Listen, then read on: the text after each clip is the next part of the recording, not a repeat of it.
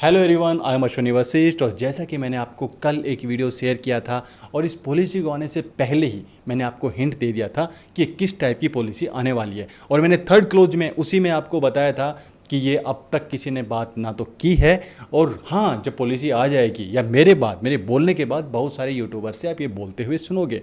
और हमेशा की तरह मैंने गवर्नमेंट की जो पॉलिसी कोई आई है उससे पहले आप लोगों को बताया है।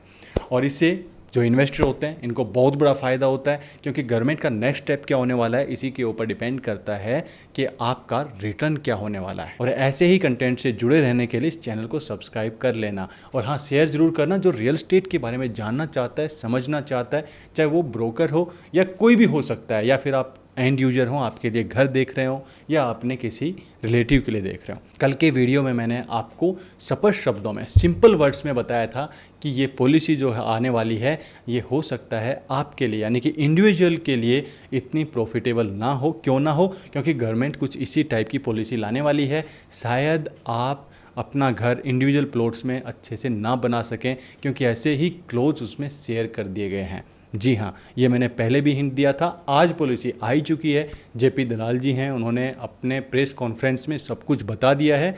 यदि आपको नोट चाहिए, प्रेस नोट, तो फिर आप मेरे टेलीग्राम चैनल से इसे डाउनलोड कर सकते हैं। हिंदी एंड इंग्लिश दोनों ही मैं आपको शेयर कर दूंगा। सो यहाँ पर जो थर्ड क्लोज जो मैंने शेयर किया था, जो मैंने बताया था कि इसके बारे में अभी तक कोई नहीं जानता, रियल में वही उसका हर्ट है, वही इसकी माइंड है इस पॉलिसी का। जी हाँ, कैसे मैं बताता हूँ आपको। और ये इसको उसको बहुत मुश्किल बनाता है जब आप घर बनाना चाहेंगे। क्या होता है इसमें कि यदि आप घर बनाना चाहते हैं ओल्ड कॉलोनीज में, सेक्टर्स में, तो वहाँ पे आपको क्या होगा, जो आपके नेबर्स हैं यदि वो एग्री होते हैं तभी आप वहाँ पर अपना घर बना पाएंगे। जी हाँ, ये तो बहुत ऐसी बात हो गई, जो लोग विरोध कर रहे थे जिस बात का, आपको उन्हीं से एग्रीमेंट लिखवाना है कि आप एग्री हैं। RWAs हैं इसके विरोध में थी। ये जो प्लॉट्स ओनर थे जिनके घर अपने बनाए हुए थे वो इसके विरोध में थे कि हम ऐसा नहीं होने दे सकते कि हमारे बराबर में कोई प्लॉट बनाए और उसकी वजह से हमारे घर कमज़ोर हों।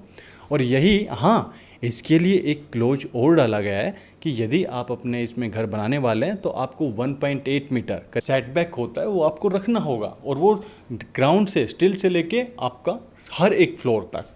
तो ये थोड़ा बहुत है जिसकी वजह से कुछ लोग एग्री कर सकते हैं, लेकिन वो कितने, शायद 5-10% ही हो पाएंगे मैक्सिमम। यानी कि ये पॉलिसी आप इंडिविजुअल प्लॉट्स के लिए नहीं है, ये पॉलिसी बिल्डर्स के लिए है। बिल्डर्स कौन से, जो पूरा प्रोजेक्ट अपना लॉन्च करेंगे, 5 एकड़ 10 एकड़ का जो लेके आएंगे, तो उनके लिए तो भाई पूरा फ़ायदेमंद है, वो स्टिल प्लस 4 बना सकेंगे। और हाँ, जो दीनदयाल जन आवास योजना है वो बिल्कुल सेम तरीके से चलती रहेगी। जो बिल्डर्स दीनदयाल जन आवास योजना से हटकर इस टाइप के जो फ्लोर लेके आएंगे उनको 250 मीटर से ऊपर ही लेकर आ सकते हैं, लेकिन दीनदयाल जन आवास योजना है वो जो उनका साइज़ था वो बिल्कुल चलता रहेगा। दीनदयाल में 9 मीटर का रोड है ही, लेकिन हाँ, जो दूसरे सेक्टर्स हैं उनके लिए आपको मिनिमम 10 मीटर्स का रोड होना चाहिए।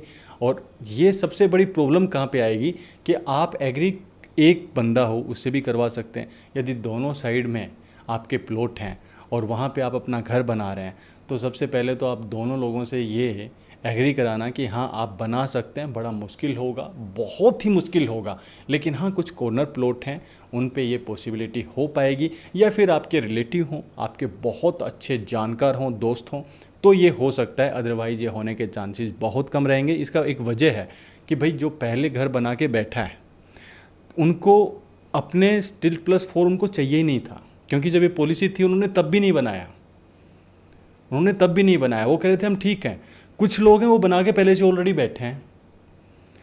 उसमें दो ही कैटेगरीज हैं, या तो लोग बना के पहले से बैठे हैं, और जिनको नहीं बनाना था उनके सेम वही है भाई, स्टिल प्लस 3 है या 3 फ्लोर जो बनाए हुए हैं, तो उनको ये चीज़ चाहिए होती थी तो वो पहले ही कर सकते थे, लेकिन उन्होंने नहीं किया। तो क्या अब एग्री करेंगे? इसलिए मैं कह रहा हूँ कि ये पूरी तरीके से एक ऐसा प्लान है। हाँ भाई, वोट आने वाले हैं, कोई भी गवर्नमेंट हो, मैं इस गवर्नमेंट की बात नहीं करता, कोई भी गवर्नमेंट हो यही डिसीजन लेती है कि भी दोनों साइड के जो लोग हैं उनको खुश रखा जाए, दोनों साइड से वोट कैच किए जाएं। तो इस टाइप की पॉलिसी आप देख रहे हैं। और मैं फिर से कह दूं कि पूरे बिल्डर के लिए, हाँ, आपके लिए थोड़ा ये फ़ायदा रहेगा, जो बिल्डर में आपस में थोड़ा कंपटीशन बनेगा तो थोड़ा बहुत रेट आपको ठीक ठाक मिल सकता है। जैसे बिल्डर फ्लोर अभी आने बंद हो गए थे लेकिन अब आएंगे, और इसके लिए सबसे अच्छी बात ये भी है, आपको ऑनलाइन पोर्टल पर जाकर आप चेक भी कर पाओगे कि कौन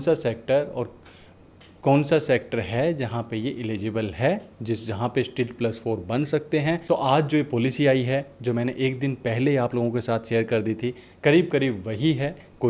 कोई फ़र्क देखने को नहीं मिल रहा। बस ये है कि मैंने सिंपल वर्ड्स में शेयर की थी, यहाँ पे क्लरिकल जो वर्ड्स आ जाते हैं वो आ जाते हैं, क्लोज अलग अलग डल जाते हैं। जो हमारे तक खबर आती है, मेरे तक खबर आती है, वो थोड़ी सी इस टाइप की थी जो सिंपल वर्ड्स में थी। सो नेक्स्ट टाइम भी ऐसी ही किसी खबर, किसी न्यूज़ से जुड़े रहने के लिए या रियल एस्टेट को समझने के लिए आप इस चैनल को सब्सक्राइब कर सकते हैं, मेरे साथ जुड़ सकते हैं। सो इस वीडियो को बहुत बड़ा नहीं बनाएंगे, आज के लिए इतना ही। मिलेंगे नेक्स्ट टाइम किसी वैल्यूएबल इन्फॉर्मेशन या किसी प्रोजेक्ट के रिव्यू के लिए। तब तक के लिए थैंक यू वेरी मच।